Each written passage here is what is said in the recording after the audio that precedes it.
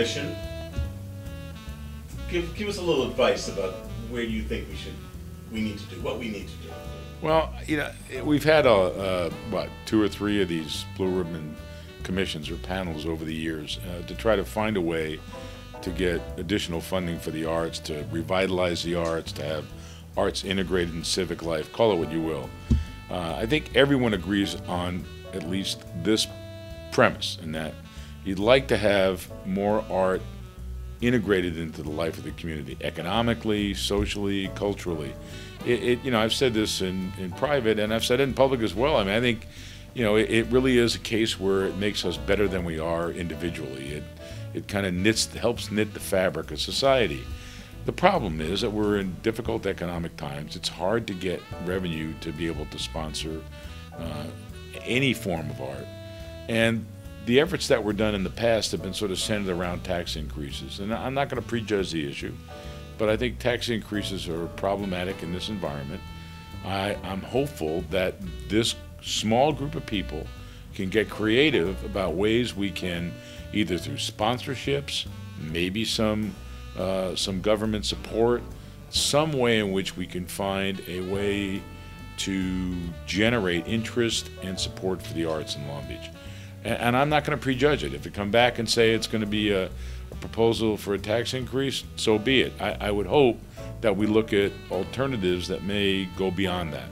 When you talk to people about the arts, that a lot of people have this idea that everything is just the opera, the symphony, which are all great things, but there's a lot of arts that's going on around the city. I mean, you look at Bixby Knolls First Fridays, and things are going on on 4th Street.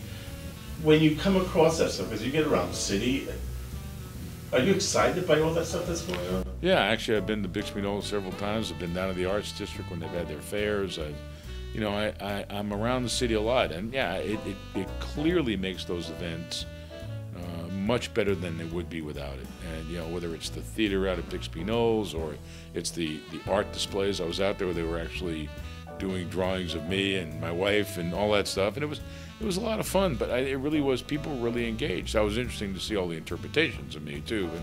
But I really was engaged, and I think the more we can do that, the more rich this community is, and I think actually there's more excitement about the city. Look, if you don't think it can be an economic asset, look at what the Latin American Museum of Art has done over here in Long Beach. I mean, I realize it took one guy with a dream and the resources to put it together, but that is a huge asset for the city, and it really does. It's also its own economic engine. Last question. I met with Harry Salzgeber. We've talked about, that one of the things that needs to happen is a lot more collaboration between business community, arts community, civic community. We look, again, I keep pointing to Bixby Knolls as an example, but it really is, and even like downtown, DLBA and the Summer in Music Festival. Is that sort of what has to happen citywide? I think that and more. I mean, you got Blair Cohen on this commission, who's been instrumental in Bixby Knolls. I guess, let me say it this way. I think it's real easy for all of us to sit around a room and say, we've just got to fund the arts, and we've got to find more ways to fund, whether it's theatrical groups, whether it's the whatever medium you want to use. But to me, we need to find resources, but it's almost the easy way out is to say, well, we'll just do a ticket tax, or we'll do a developer fee. I mean, in this market, doing a developer fee would be really problematic. I mean, this is, developers are not knocking on the door to try to build things down here, and if they are, let's be candid, it's really tight, and any fee is going to be looked at as an impediment. I'm not ruling that out. I'm not saying don't look at it.